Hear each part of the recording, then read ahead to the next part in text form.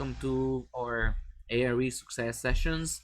Darwin Fortuna here, and I'm joined here with Chris Villalta, who just passed, actually, not just, but passed all of his AREs. And we're going to learn more about how he did it, what he did, how he went about it, his process. Of course, he's going to introduce himself too and tell us more about who he is. We have members of the class, a new one, Safa, who's joining us with a great picture here too. And we have Albelis, who's been a die-hard member of the group from the beginning and only has three more to go. And we're going to change that soon. So, Chris, with that being said, tell me a little bit about you, background, little story, the general, even how you got into architecture. Yeah, okay. I'm actually getting in pretty late compared to most people. Um, I graduated high school in 2003 and I joined the military. I actually got into an art school after high school, but I didn't know how to transition. I was in Florida at the time. I didn't know how to transition to Ringling School of Art and Design in Sarasota. So what I did was I joined the military and I used the military to be able to leave my living conditions as well as basically pay for my school and like support myself.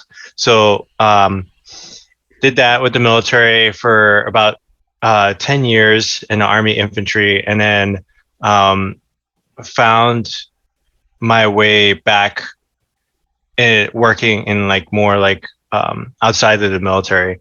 I actually moved to Massachusetts for a job in the military to teach Army officer candidates at WPI in Fitchburg State. And long ways from Miami, very different from Miami. I actually went to undergrad in Miami.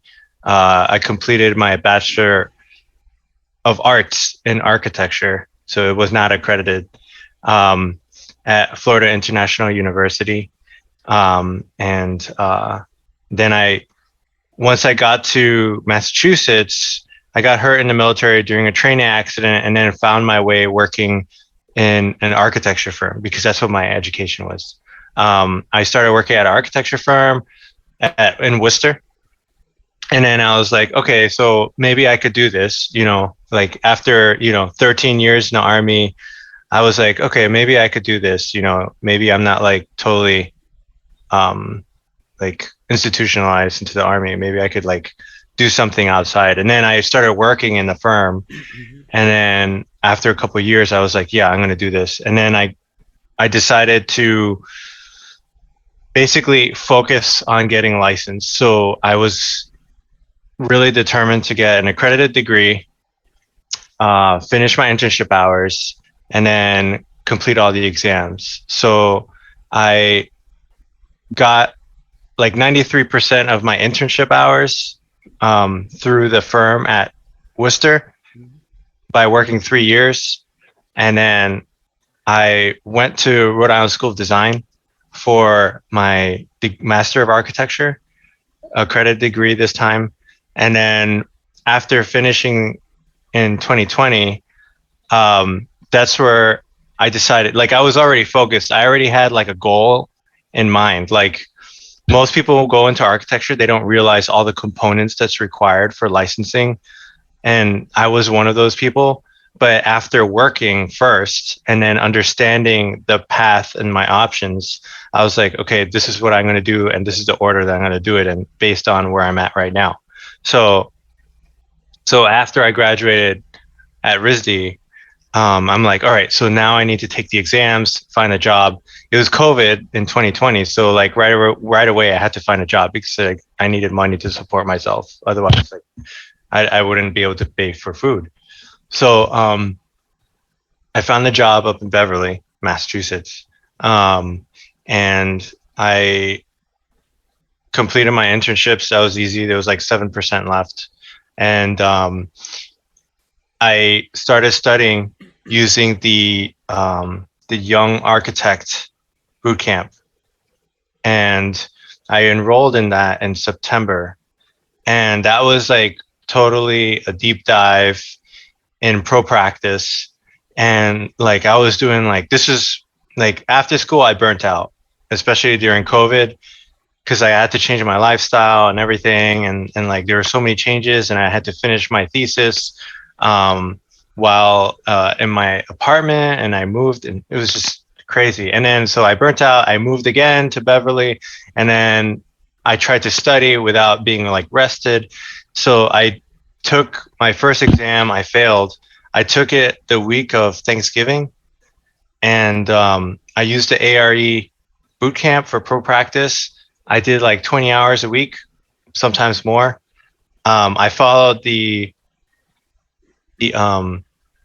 Michael Rosica is the guy who created ARE Bootcamp. I followed his curriculum and like followed his suggestions, and I just like burned out because he feeds you so much information, and then like you look at the architectural handbook for professional practice. You use these ARE study programs online, like the free stuff that's offered online. Mm-hmm. You look at other books. You look at code. Like it's just he gives you these YouTube videos, you read contracts over and over and over. And so I was like, I was so burnt out by the time I took the test and I failed. And I was like so defeated. I felt so defeated, like deep down. And like, I was like, I don't know what to do. Like, so at that point, I was just like, well, for now, I can look at this again later, but right now it's the holidays. So I'll just focus on being with friends and family during the holidays and like having a good time, getting rest, you know, and then I'll figure this out later. So by coincidence, my firm SV Design in Beverly, Massachusetts was starting to consider like how to increase their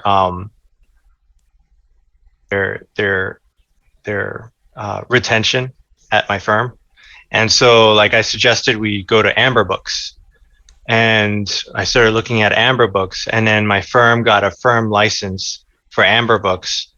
And the curriculum of for Amber Books is like you study for like 2 or 3 months, and then you take all 6 exams in like within 2 weeks of each other. Um, I did that a little differently. And I guess I could explain that as I go over my slides. Is Okay. it okay if I share my No, screen? but before you share your screen, I'm sorry. Before you share your screen, why don't we pause a little bit? Because Okay. there's something here to shine on, and it's the fact that um the world fell apart, pandemic, Yeah. right? Yeah. Your entire world, I guess I would say, has fallen apart a couple of times. One is the pandemic, but before that, when you shifted from the military into society, I would say into a regular, citizen with just paying citizen doing their own regular thing, right? Without being on duty, which I would say is like a shift. So that probably also like it felt like your whole world fell apart because you already had consistency, right? You already had something that was predictable that you knew how to do and that you were doing.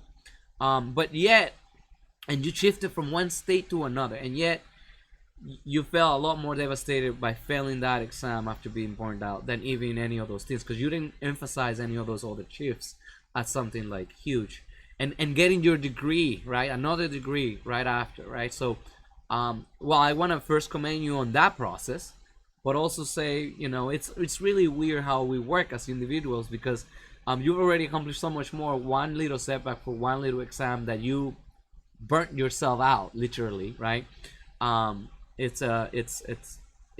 the big scheme of things, but you did come out of it pretty strongly. So what did you do to be able to get over it? Because failure sucks, right? We all know it really feels horrible. What did you do to be able to get that fail and which is like a punch in your face, and you got composure back and said, okay, we'll see. I took a breather and then came back. So what was the mindset? What do you do on that end? What do you tell yourself? Um, well, yeah. So first of all, I look at like even if you look at the stats, you see like 52% failure rate, like 46% failure rate. Like it's so freaking high. And like all these people take these exams, it's like you're expected to fail. If you go through all 6, you're gonna fail at least once. And I came up with this formula, right? Like you're gonna fail if the failure rate is roughly 50%, If you take six, you're going to fail three.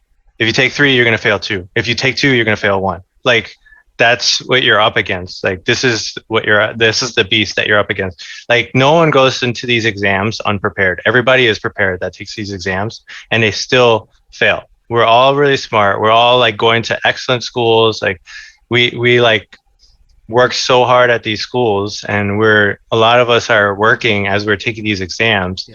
and we're really super committed. And some people fail, some people don't. It has nothing to do, like a lot of it's some sense kind of sometimes it's luck, like which version of the test do you get, like, but like that's part of the beast. That's the beast that I'm up against. If, you know So you expect to pause. fail Yeah. half of them. So looking at it now, you're rationalizing the fact that that could happen, and the chances were obvious that you could fail. So Yeah. but you didn't just bail out. You continue doing it. So that being said, Yeah. you can show share your screen. Let me just I don't know if Okay. I have to give you control, but yeah.